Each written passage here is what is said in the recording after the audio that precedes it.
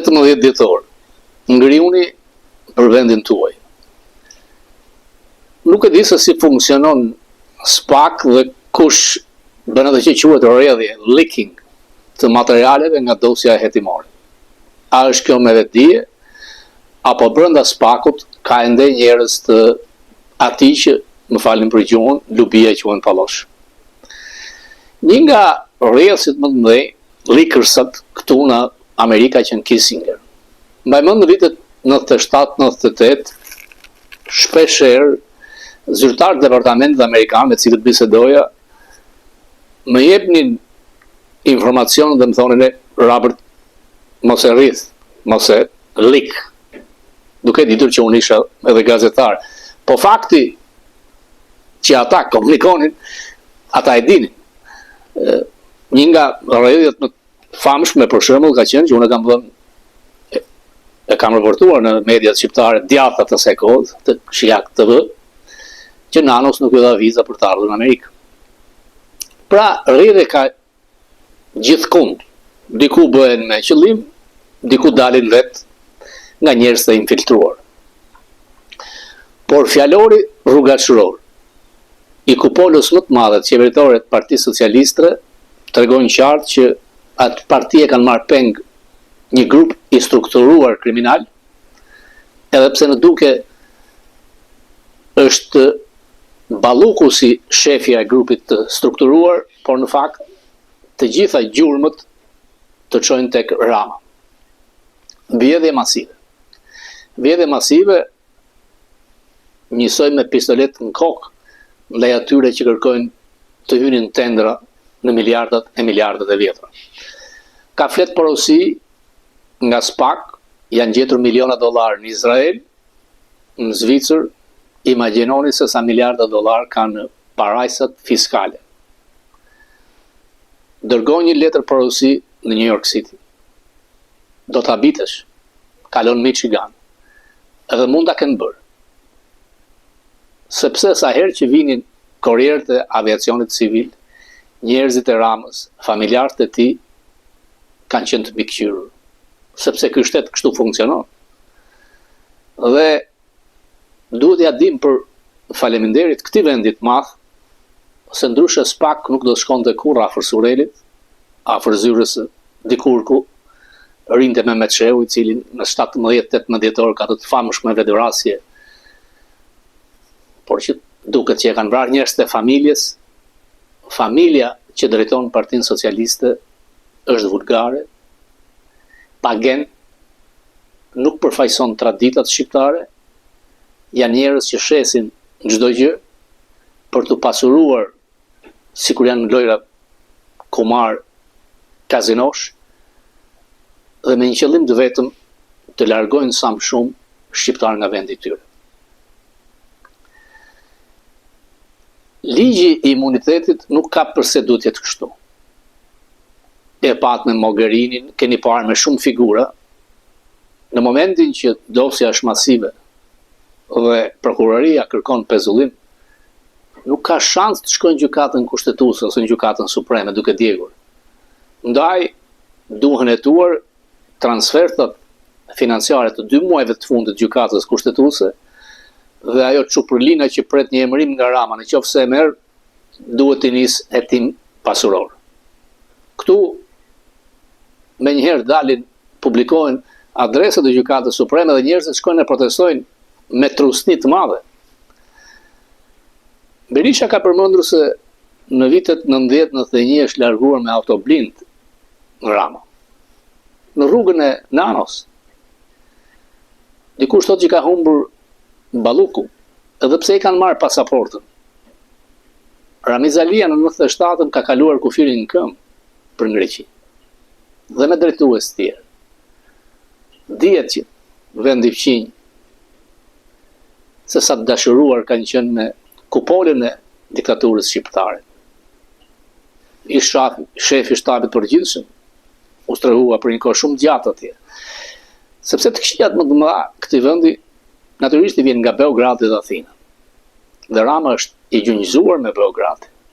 Ju e dini se ç'bëri me Bler për të marrë trojet e veriut të Shqipërisë dhe të Kosovës, dhe bashkëpunimi ishte me Thacin, të cilin e ka vizituar në Hag. Por në qoftë se hetimet do të jenë reale, në Hag i takon të takoj Rama. Ambasada amerikane ka filluar të bëjë takime me deputet PD-s dhe është hedhur ideja e një qeverie teknike. Për mendimin tim duhet një republikë e re në Shqipëri. Janë vjedhje ku e detyron të bëhet rokadën, sepse janë afruar familjes të mbeturinave të Sudes, janë miliarda dollar. Duhet një ligj i ashpër për korrupsion, që dhe administrata e re që të vi mos përfundoj si këta. Shembull është Singapuri, dënim e vdekje. Zotëri, kur hyn punosh në administrat, duhet punosh për vendin tënd. Jo të vjedhësh me shifra që nuk e shikon as në vendet ku droga e trafiqet janë më sunduese se këtu. Nuk ishte rastësi që Washington Examiner në faqet parë kishte Rama si Noriega, ose shkrimi tjetër narko shtet mafios dhe trysnin e lanë tek zoti Trump, a do t'i lëj kalim të lirë këtij grupit strukturuar kriminal. Ai duket se është shkëputur nga realiteti. Natyrisht po t'jetosh në bunker në Surel me miliardat vjedhura, nuk e njeh realitetin dhe duket siguri e pronar. Mënyra se si e ndërton kryeministrinë, se si harxhon miliona dollar, sikur të prona jote private, kur si Bazori Eliev qëndron një vepër e realizmit socialist nga Kristaq Rama, ku nuk e bërë një mea culpa, kur shumë mirë din që ja vodhe dhe ja bleve partin. Imagjinoni sikur të kishte qenë Recep Majdani kryetari i Partisë Socialiste. Do të kishte profesor, do të kishte të majtë reale, nuk do të kishte rrugaç të këtij niveli. Nuk ka mundësi të ndërtoj shtetin duke marrë refugjat të cilët nuk kanë investuar në jetën e tyre, nuk kanë qenë suksesshëm, nuk kanë mbaruar një diplomë, por thjesht dado fëmijësh, pastruesësh dhe ta vendosësh numrin e 2 të qeverisë. Nganjëherë betejë midis të vetëve i shërben vendit.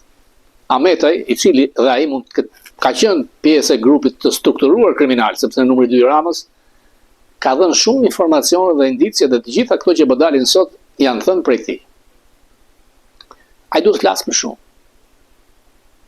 Ka akuza që ashtu si Rama, edhe ai ka qenë aksioner të Kastrati. Kujt ja kanë shitur aksionet? Deponime mund të jenë bërë. Duhet një hetim pasuror të gjithë këtyre vëmjeve ligavecëve që kanë vjedhur pensionet, kanë vjedhur mjekësinë, kanë vjedhur strehimin, kanë vjedhur të ardhmen, kanë bërë të hiqin 1 milion vetë. Mbreti ka dalë kuriq. Dhe Berisha kishte drejt kur tha që do dorëzosh Belindën për të shpruar Lindën. Është një çift kryeministror që ngjason me Ceaușescut modern të Ballkanit sot. Makutëri, vjedhje në gjëra absurde që nuk mund të kuptosh dot se si një vend që kërkon ty në BE, që është vend evropian dhe vend i NATO-s, kryeministri të arrijë që në këtë nivel. Dhe ajo që të shqetëson më shumë është fryma anti-shqiptare, anti-amerikane dhe udhëtimet mbi 140 udhëtime në vit me ata avion mbretëror, natyrisht për të pastruar miliardat, por i akuzuar dhe për trafiqe.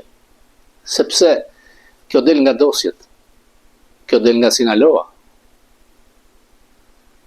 Natyrisht që një vend si Amerika nuk është emocional në vendimet që merr. Nuk kërkon të prish statu quo-n e Ballkanit.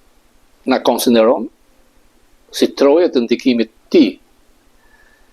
Dhe fakti që mbështetën SPAK-un tregoi që figurina, lëtyra si Kushneri nuk kanë forcë të mbajnë gjallë një kufon politike të korruptuar në këtë nivel të lartë.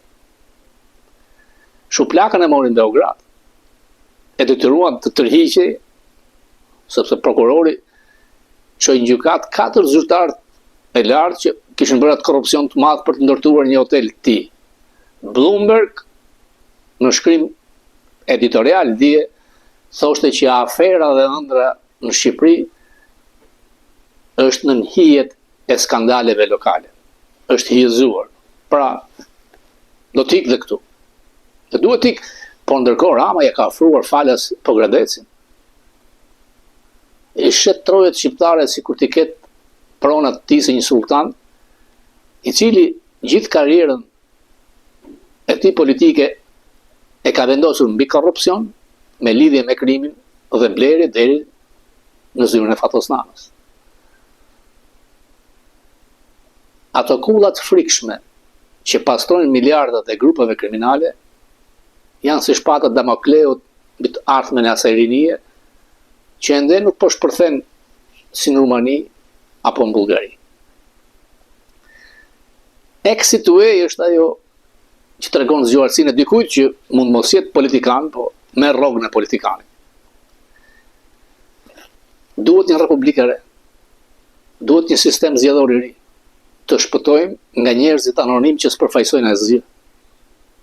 Dhe dashkën të kenë imunitet kur janë deputet listash. Kur vjedhin zgjedhjet në mënyra spektakolare, siç ndodh me Lubin në Fier, krimi është ndërlidhur keq. Ata janë grup i strukturuar kriminal, RICO, quhesh këtu në Amerikë. Për janë kapur mat, mbreti, mbretëresha, shefja e haremit politik, kanë dalë kuriq. Unë nuk e kuptoj dot ata militantë që do të kapërdinin dhe të pranonin këtë fakt. Sepse ato lot në ajo tjerë, se ajo gjak i hedhurin punëtorëve, naftëtarëve, minatorëve, inxhinierëve, doktorëve, janë për këtij grupi kriminal të dalë kuriq, që kërkojnë të krijojnë një fasad, një realitet surreal, sikur do hynë në Europë. Dhe guxojnë dhe blejnë dhe lider evropian e faktuar kjo, nisur me Tony Blair, deri tek fjalimi $1 milion për Bill Clinton, i cili ka probleme këtu. Natyrisht që Rubio është politikani më i zgjuar në kabinetin e zotit Trump. Në një intervistë të shefit kabinetit Suzy Wiles, u ndala dje, ajo për herë të parë ka treguar që Rubio është parimor, J.D. Vance nuk është oportunist, dhe Trump do ta kmerret. Ambasadori Bolton në Focus ma ka thënë, Trump nuk fal kur ata që tallen atë. Ajo video tallse e palloshit Lubis me Macronin nuk do të kalonte aq lehtë. Ndaj të gjithë zyrtarët amerikanë që kanë ardhur në Tiranë e kanë injoruar. Dhe ai ndryshim i minjëhershëm i kaut spakut nisi nga pit stopi i Dumanit. Dhe dosit janë masive. Jo kam thënë dhe duhet përsëritur. Me Ganikën, foto Obamas, Sinaloja, Bitcoin. Ka ende ka lidhjet me krimin. Pastrimi i parave, oligarkët e tij janë hedhur këtu në Amerikë për ndërtojnë. Kujton ai se nuk do të ketë veting. Nuk e din këta se nga vijnë milionat me synimin për të pastruar. Ndërkohë që rrezikon në sigurinë kombëtare amerikane me Sinaloa. Kjo nuk falet. E shpalli shtet terrorist Venezuelën, qeverinë. Në qoftë se nuk pranon një zgjidhje politike për të ndërtuar atë që unë e them Republikën e re, me një qeveri teknike, me zgjedhje të reja, mos u duket abi që ai shkrimi Washington Examiner, Rama si Noriega, të mos e thjesht shkrimi një gazetari, por të ketë prapavi. Dhe mesazhet janë dhënë.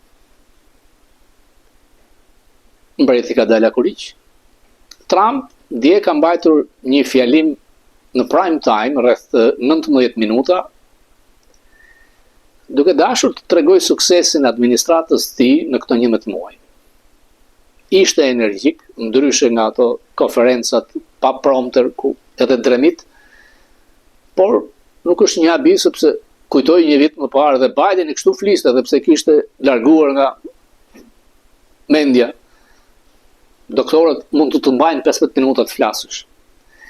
Trump fliste me shumë nxitim, ishte i egër dhe u mundua të parasqyronte një realitet ndryshe nga realiteti që amerikanët shikojnë kur shkojnë nëpër shitore, kur paguajnë benzinë, kur paguajnë siguracione.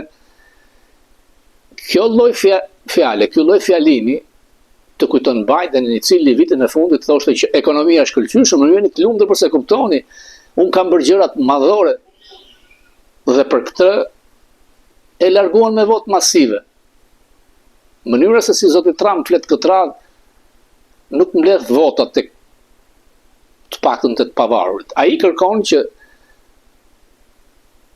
të vërë përballë kushtet skandaloze të ekonomisë me Biden dhe me sukseset e tij. Pra është ne, as dhe ata bëdhem. A e bën kjo fitues? Kam frikë se jo. Natyrisht që për 11 muaj nuk mund të bëjë mrekullia në Amerikë.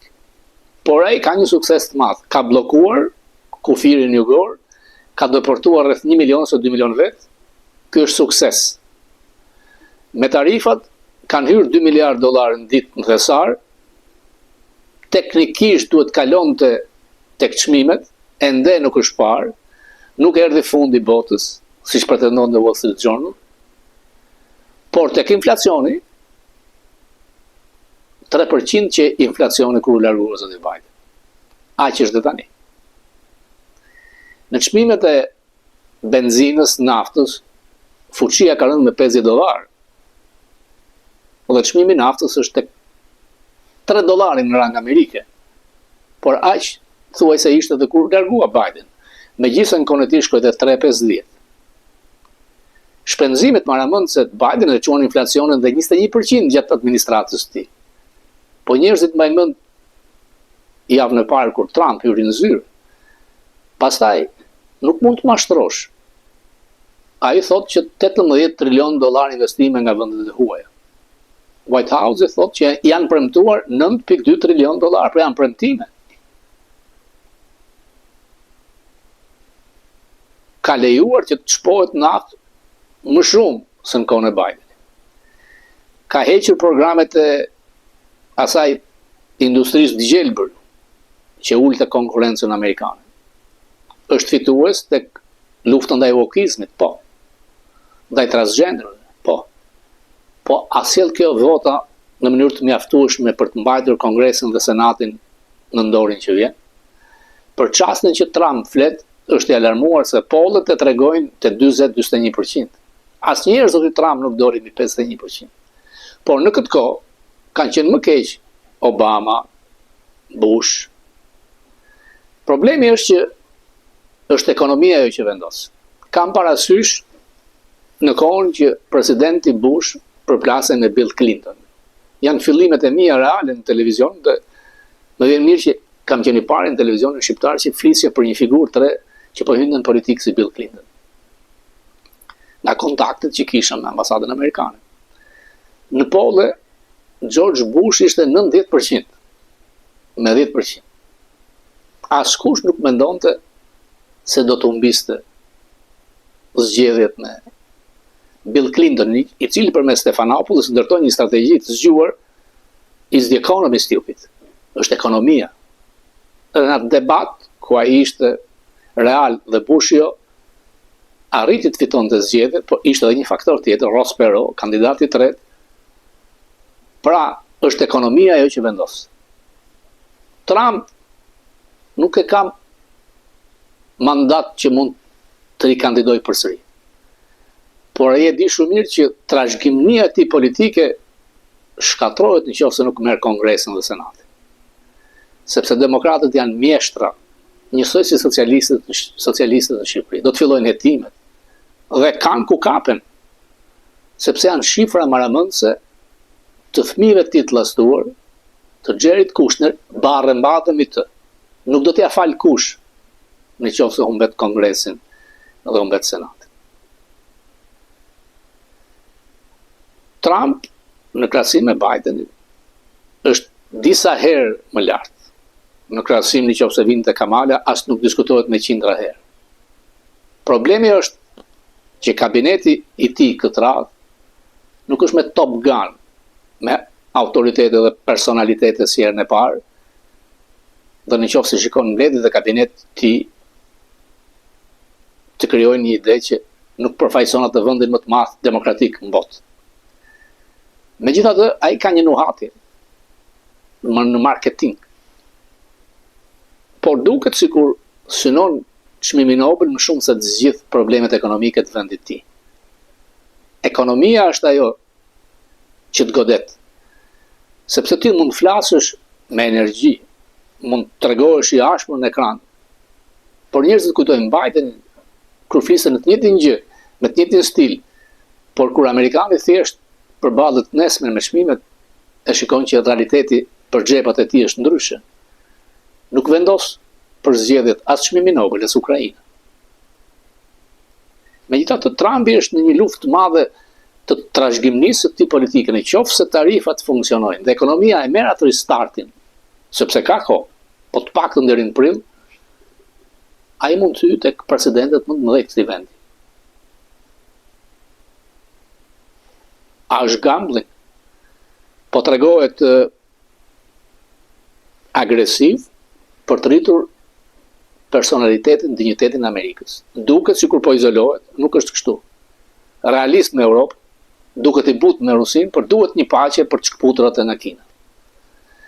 Projekti 2025, ata që përpiluan platformën e strategjisë kombëtare, janë një grup njerëzish të zgjuar, konservator, tradicionalist. Dhe kjo i jep një favor të madh Trumpit për të mbajtur magën rreth tij. Por në këtë vend që të fitosh duan të pavarurit. Po në Shqipëri nuk mund të marrë MPS-ja 800 vota nëse Rama burgoset të prangoset bashkë me familjen e tij. Nuk ka se si. E shesin si grupet kriminale që e kanë mbështetur, si patronazhistët që kanë vjedhur, por edhe ndërkombëtarët. Enough is enough, nuk ka më. Duhet ndërtohet një republikë e re në Shqipëri. Duhet një sistem i ri zgjedhor. E vlerësoj edhe një herë që e thash Hoxha Risandri dje ka kërkuar që Sorosianët të zhduken nga PD-ja, nga kryesia, ata që marrin tendra me Ramën. Ka kuptim. Ti e që për prindi A, prindi B. Ti që e ku të duash. Për njerëz të infiltruar, të futur, të paguar, në këto çaste që është përmbysëse. Dhe të gjithë shpresojnë. Sidomos dhe ajo pjesë e madhe shqiptarësh që jetojnë në përbot kudo, unë ndjej me mesazhet, me bisedat, të gjithë udhëzimit të vendit tyre. 1 milion të larguar nga ky grup i përshtirë dhe i shëmtuar struktural, nga i fjalor rrugaçësh, por që të paktën tregojnë që familjet e byros politike të Hoxhës, binte etërve nuk kanë gen. Asgjë përbashkë në të ditët tona. Fundit pasqyrojnë origjinën e tyre. Por janë 30 vjet të shkuara kot. Sepse po shkojnë në ndërtimin e një shteti si Kolumbia, si Venezuela, ku vendosin kartelet, nga e keqja duhet zhdukur.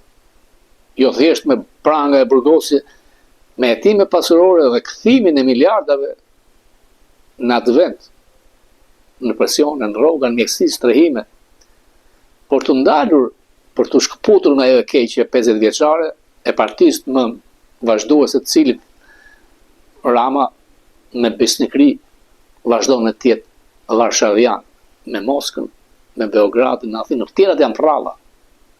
Nuk ka gjë më të shëmtuar për t'i këtë lindur në Tiranë me një familje që thot intelektuale të vjetin në këto mënyra.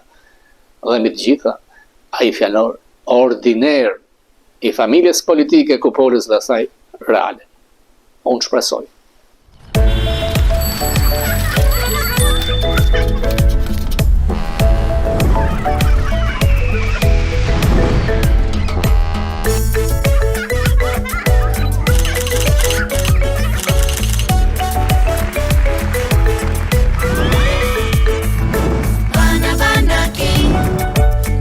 Bana King, por tu y tu re, conmigo. në Shqipëri.